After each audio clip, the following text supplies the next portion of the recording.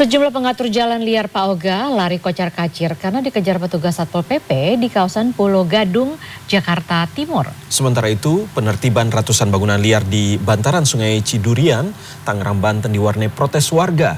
Warga yang menolak tempat usahanya dibongkar mengadang alat berat petugas. Selengkapnya dalam Metropolitan.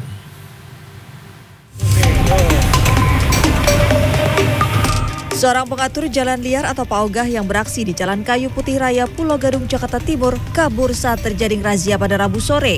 Pak Ogah ini lepas dari tangkapan petugas dan lari di tengah jalan raya. Sejumlah Pak Ogah juga lari kocar-kacir saat mengetahui kedatangan petugas Satpol PP. Dalam razia ini 4 Pak Ogah ditangkap dan dibawa ke Kecamatan Pulau Gadung. Razia dilakukan setelah lampu lalu lintas di kawasan Cawang rusak diduga oleh Pak Ogah. Matikan, itu kan juga membahayakan pengendara lalu lintas. Petugas juga menangkap pengatur lalu lintas di Simpang Pulau Mas Kelapa Gading dan Jalan Kayu Putih Raya.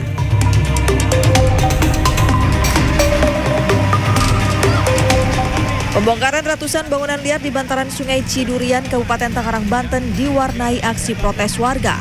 Rabu siang, warga yang menolak pembongkaran mengaku mereka membeli lahan dan bangunan ilegal. Mereka juga meminta uang ganti rugi. Seorang ibu pemilik bangunan liar menangis saat tempat berdagang miliknya rata dengan tanah. Kenapa, Bu? Sembako. Sembako. Iya. Sudah berapa lama Ibu tinggal di sini? 4 tahun. 4 tahun ya? Iya. Ibu biasanya ada ini nggak sih, Bu? Kayak diminta bayar retribusi gitu tiap bulannya, tiap tertentu gitu, Bu? Enggak sih, tapi kan saya ini kan beli gitu loh dulu. Oh, beli. Ini 2 ruko itu 25-an lah, 25 juta gitu loh. Ini pimpan ini. Tempatnya tadi di pinggir kali diukur 12 meter. Ternyata sekarang di balik gaduan itu patok. Padahal patok nggak sama. Nah ini pimpan ini. Ada tadi 12 ini di balik nih. Perdebatan sempat terjadi saat warga yang mengaku membeli lahan meminta uang ganti rugi. Sebanyak 194 bangunan liar di sepanjang Sungai Cidurian dibongkar petugas. Bantaran sungai nantinya akan dijadikan irigasi untuk mengairi pertanian. Sebelum melakukan pembongkaran, aparat sudah 3 kali melayangkan surat peringatan.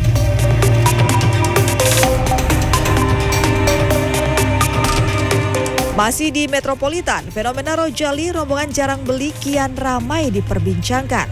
Para pengelola pusat belanja mengakui fenomena ini terjadi sejak pandemi berakhir. Sebagian pengelola mal mengantisipasinya dengan merenovasi dan mengubah konsep pusat belanja agar tetap ramai pengunjung. Pernah sih waktu itu, karena waktu itu kebetulan juga lagi kayak jalan-jalan di sebuah mall cukup elit ya, melihat sebagai kaum middle class atau kelas menengah ya, itu juga sangat menguahkan ya, kayak kenapa ya Rojali ini tuh ke gue banget gitu, kayaknya gitu aja sih kalau dari aku. Sangat pernah, mungkin sangat sering kayaknya deh. Wajar sih, wajar banget. Karena kan kita juga perlu ya kan nge-refresh otak yang emang nggak banyak ngeluarin duit. Juga ya kan ada enggaknya. Kalau emang cocok sama budget kita ya beli. Kalau enggak ya coba deh cari di booth lainnya. Mungkin ada yang lebih murah gitu. Membandingkan harga. Pelaku UMKM berharap masyarakat yang berkunjung ke mal membeli produk yang mereka jual. Berharap sekali pengunjung bisa ikut memeriahkan dan ikut membeli produk-produk yang sedang ditawarkan ya. Berharapnya seperti itu.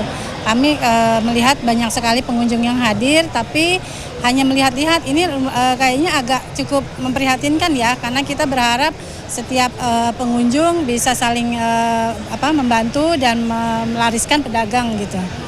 Ya. Di mall atau di mana Bu lokasinya? Setiap event ya, bazar atau event-event tertentu gitu ya. Biasanya itu nggak cuma di satu lokasi saja, biasanya itu sudah menjadi umum ya.